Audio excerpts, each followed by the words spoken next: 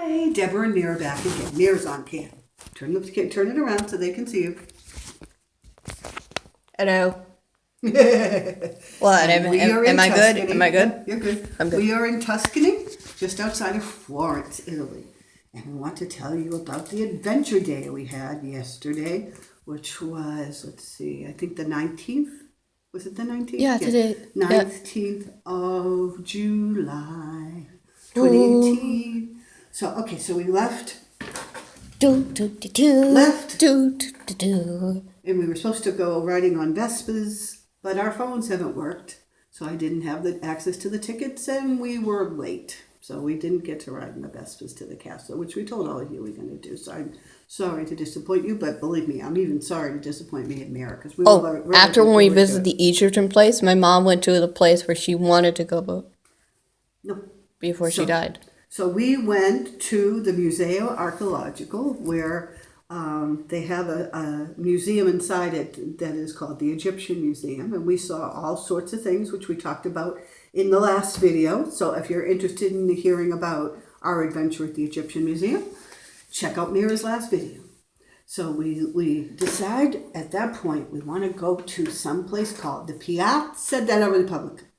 And that is, there are a lot of piazzas in Italy, in Florence, in Rome, etc. And piazza just means plaza or square. So it's a place where people who live here kind of get together and do things. The Piazza della Repubblica is a very special one of those. It is a square where the people who came to Florence first settled. And has since, every time something has happened in their history, that is where everyone gathers. They gather there on elections too, after elections, to celebrate or to protest. And protests anytime take place there.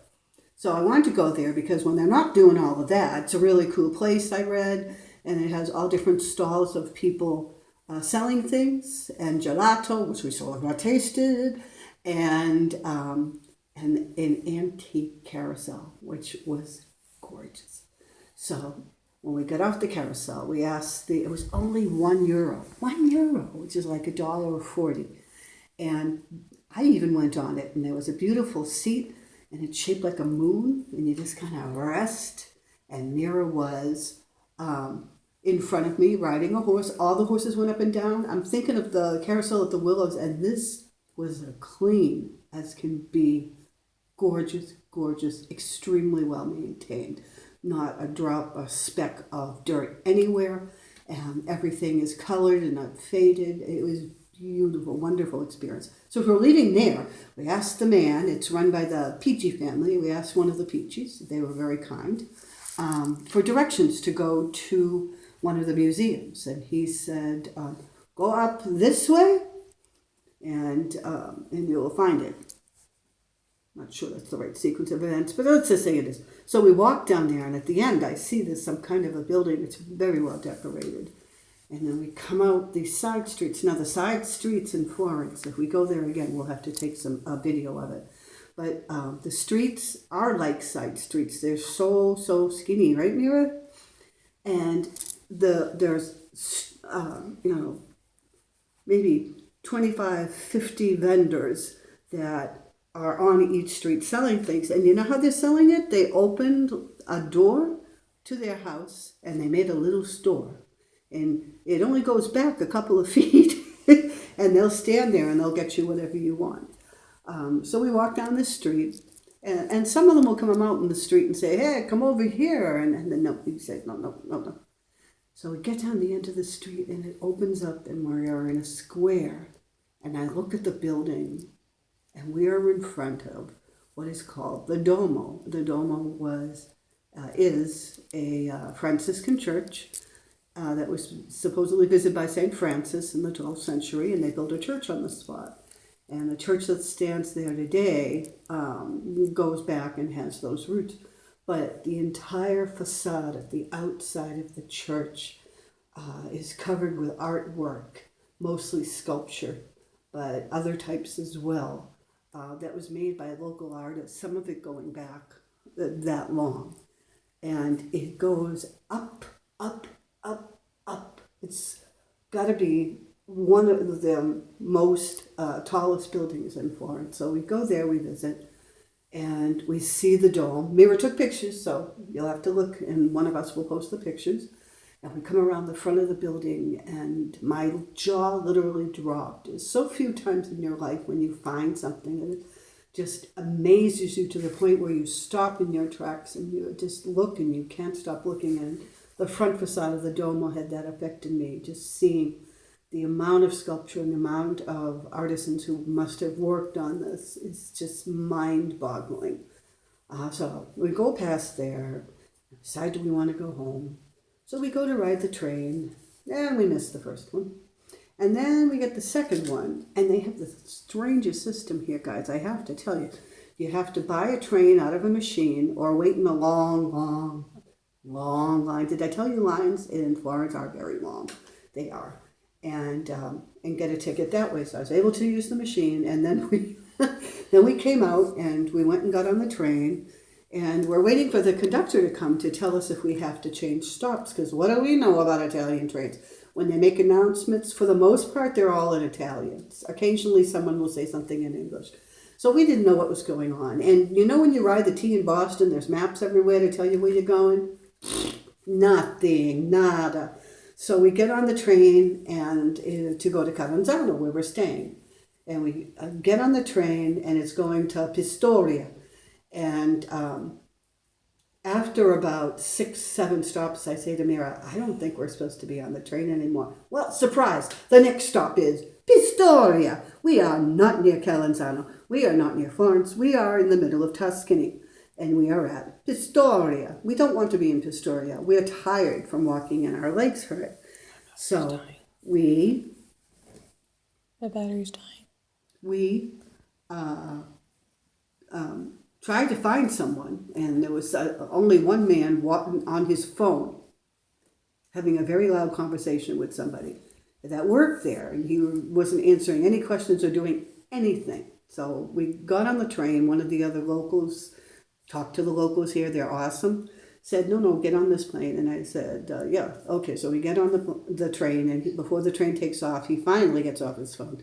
And we tell him what happened. We missed a stop, but I think we were supposed to get off somewhere and change. And he said, yes, you were, but this train goes right to Catanzaro. We'll take you right now.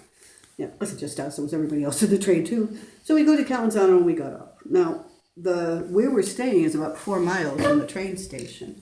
And because our phones don't work, we can't call for a ride. We couldn't call for a taxi. We are stuck at the train station. So we had this great big idea. We're going to walk to where we're staying.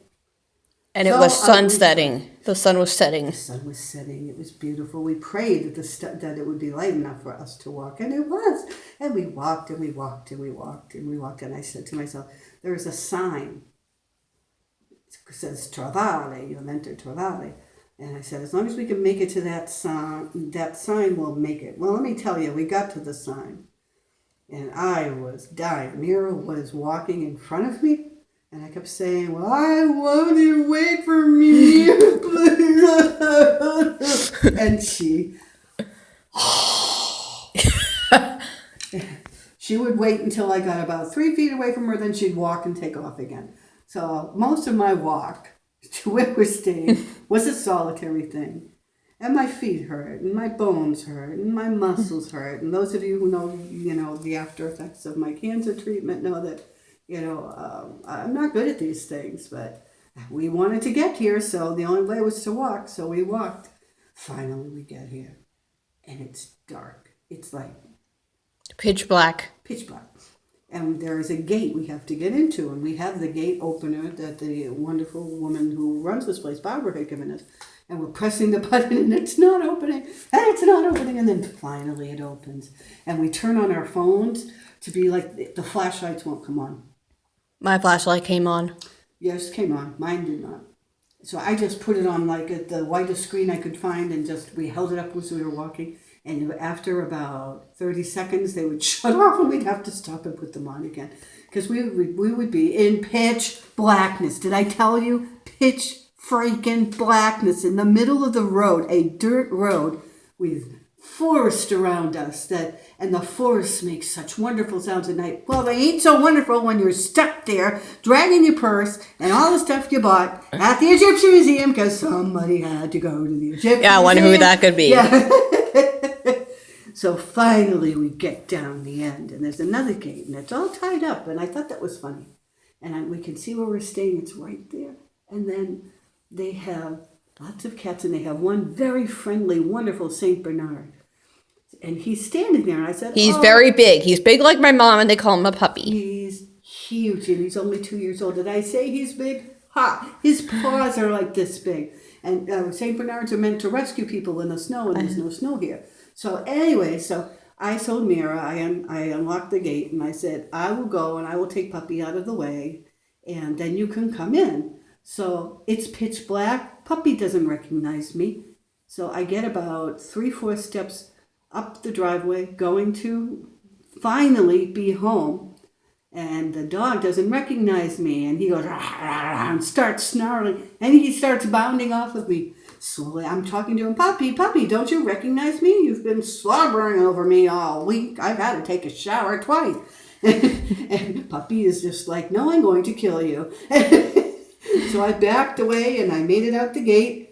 And I said to Meara, we're just going to have to wait. They're out or whatever. We're just going to have to wait. And they put the dog away. And at that point, after walking 4 miles, I said, yeah, I can wait.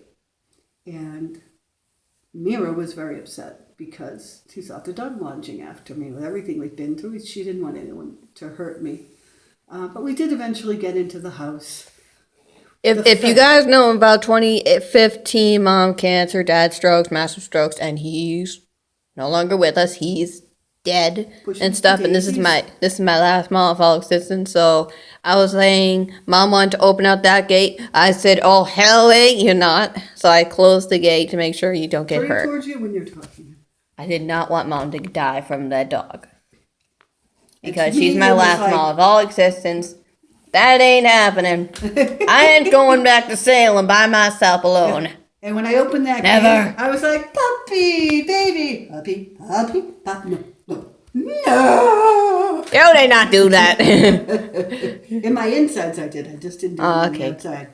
So I'm on 15% right now. Okay. Okay. So do we have anything else we want to say? We finally got in the house and Yes. we collapsed. Yes.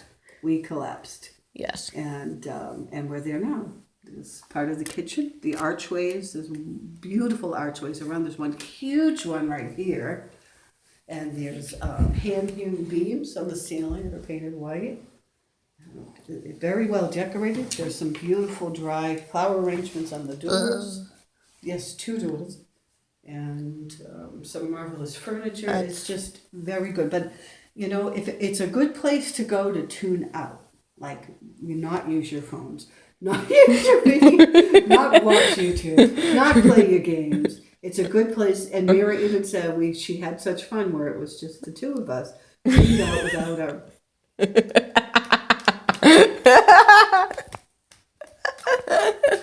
Watch out, guys. Tapping with the mom foot. Don't want to do that to your mom. Why don't you hang up the video now, dear? Why not? And that is the story of our trip. Every step of the way from the train station, I was like, oh, my ear, so bad. That was you. That was all you. That was me. And what did my dear daughter do for encouragement? Pick up the slack, lady. Come on, we gotta get there. I'm like, but my feet hurt. I don't care about your stinking feet. My feet hurt. You'll lose it, lady. Yeah, Mom. And I said, Meara, I do not find your words encouraging. I did not say those words. And insulting to your mother and disrespectful. And that's what she said right there. Do you hear that, Meara? Turn it around and show me the reaction. In the middle of pitch black dirt road in Tuscany. This is the reaction I got. Not a happy face. But for that, we will sign off now, and we will be back again with our adventures in Italy. Eat the mummy. Sniff the mummy. And as they say here, arrivederci, buonanotte, ciao, friends. As in, that means bye-bye, guys. or something. I don't really care. Okay, bye bye.